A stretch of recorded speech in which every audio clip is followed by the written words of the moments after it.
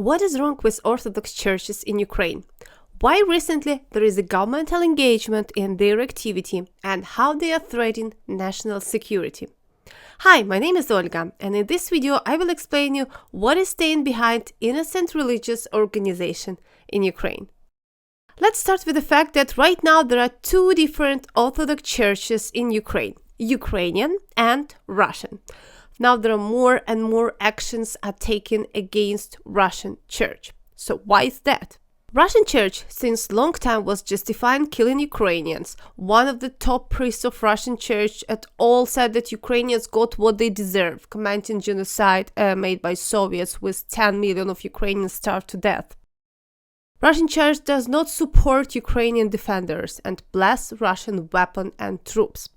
Despite all that anti-Ukrainian activities, Russian church still now is allowed to provide its activity in Ukraine. To understand what's going on and who is right in this situation, let's go back to the history and first figure out how the Christian Orthodox Church works. Important. Here we do not discuss the religion. Yes, it is important to understand that Christian Orthodox Church, same like Catholic Church for example, is an organization which exists independently from the government.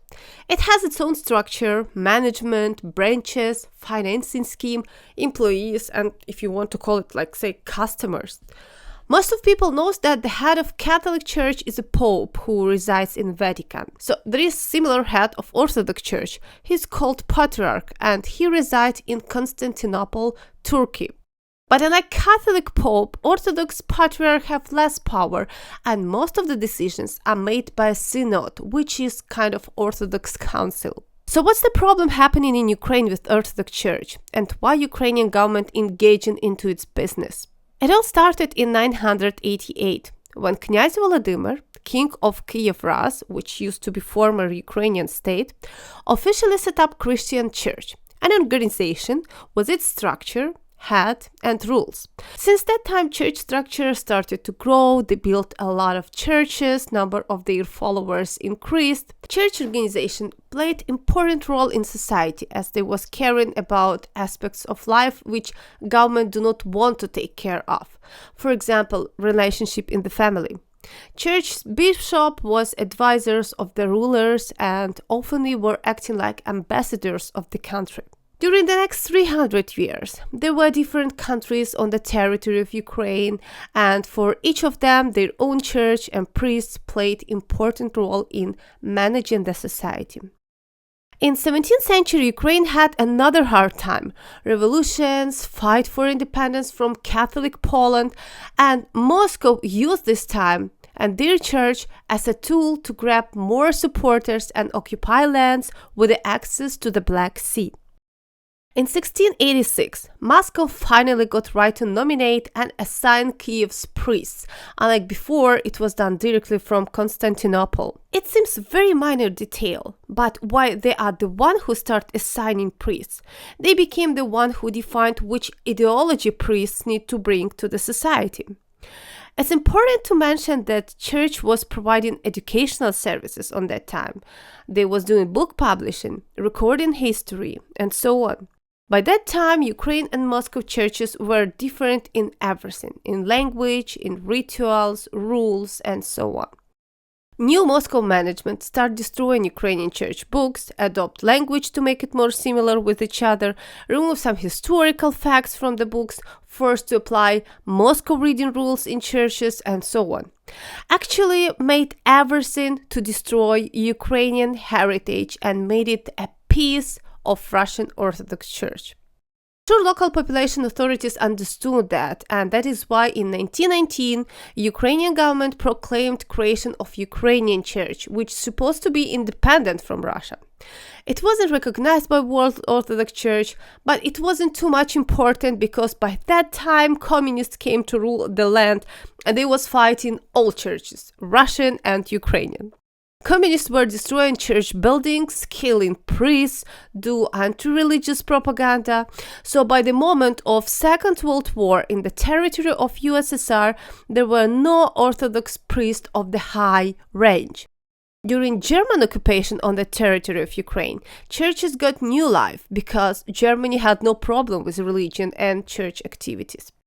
Stalin, who ruled USSR on that time, he understood that he needed to grab churches under his control and use them as a support of his power. That is why in 1943 he announced creation of Russian Orthodox Church. All other churches was forbidden, and Russian Orthodox Church became an intelligence tool to see what people are talking about and to influence their opinion in the right way. In 1990, before Soviet Union collapsed, Ukraine announced about restoring its own independent Ukrainian church. The head of the church was Ukrainian priest who used to reside in USA. After Ukraine got independence in 1991, Ukrainian priests united and announced independence from Moscow Ukrainian Church. Sure, Moscow didn't agree with that, calling Ukrainian priests as separatists and making it so much troubles that at the end Ukraine ended up with having two church structures, Kiev and Moscow. Problem with Russian-managed churches became more and more obvious once Ukraine was reaching moments related to self-identification and independence from Russian influence. It's clear that if USSR never had church independent from the government, it's unlikely became different in Russia, which is still under same dictatorship style. So Russian churches in Ukraine became like certified branches of Russian propaganda. The problem became bigger while pro-Russian Ukrainian government was happily assigning top historical church buildings to Russian, not to Ukrainian organizations. So how exactly Russian church was influencing people? For example, in 2004, Russian Orthodox Church was actively encouraging people to vote in presidential elections for Yanukovych, pro-Russian politician.